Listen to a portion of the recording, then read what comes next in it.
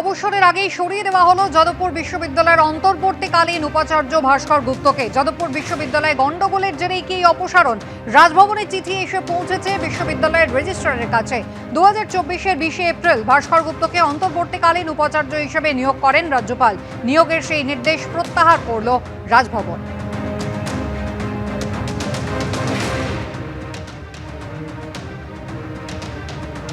কৃষ্ণেন্দু অধিকারী রয়েছেন আমাদের সঙ্গে। কৃষ্ণেন্দু, যখন যাদবপুর বিশ্ববিদ্যালয়ে ঘটনা ঘটে গেল, শিক্ষামন্ত্রী তার যাওয়া এবং তার পরবর্তী যে ঘটনা প্রবাহ, বারবারই সেখানে ভাস্কর গুপ্ত তার ভূমিকা নিয়ে প্রশ্ন উঠছিল। সামনেই ছিল তার অবসর, তার আগেই এবার তাকে সরানোর সিদ্ধান্ত নিল রাজভবন। একদমই তাই। রাজভবনের তরফে আজকে চিঠি রেজিস্ট্রারের কাছে এসে পৌঁছেছে এবং সেখানে বলা হয়েছে যে 2024 সালের 20 এপ্রিল তাকে যে নিয়োগপত্র দেওয়া হয়েছিল অন্তর্বর্তীকালীন উপাচার্য হিসেবে, সেই নিয়োগপত্র আজকে প্রত্যাহার করে নেওয়া হলো।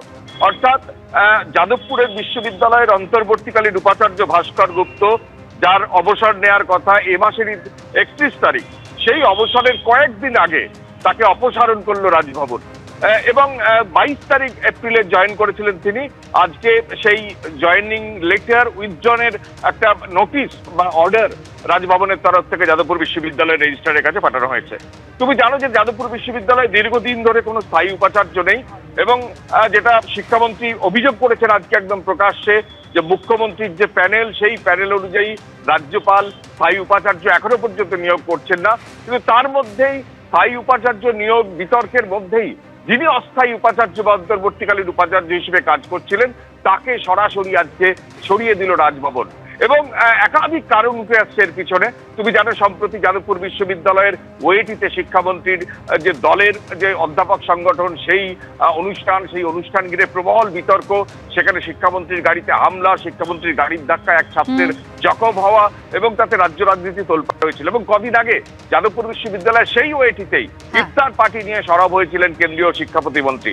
সব মিলিয়ে একাধিক কারণে এই সিদ্ধান্ত বলেই মনে করা হচ্ছে, কিন্তু রাজভবনের তরফ থেকে এর কারণ সম্পর্কে এখনো স্পষ্ট ব্যাখ্যা পাওয়া যায়। একেবারে কৃষ্ণেন্দু, তুমি আমাদের সঙ্গে থাকো। শিক্ষামন্ত্রী ব্রাত্য বসু তিনি কি বললেন দেখুন। কতটা এই ধরনের, কতটা এক ধরনের চিন্তার, কতটা দেউলিয়াপনা থাকলে এই অবসরের 3 দিন আগে এইভাবে উপাচার্যকে সরিয়ে দেওয়া হয়। যেভাবে রবীন্দ্রভারতী এবং কলকাতা ডেডলক হওয়ার পথে যাদবপুরকে কার্যত একটা ডেডলক, একটা শাটডাউন করে দেওয়া হলো।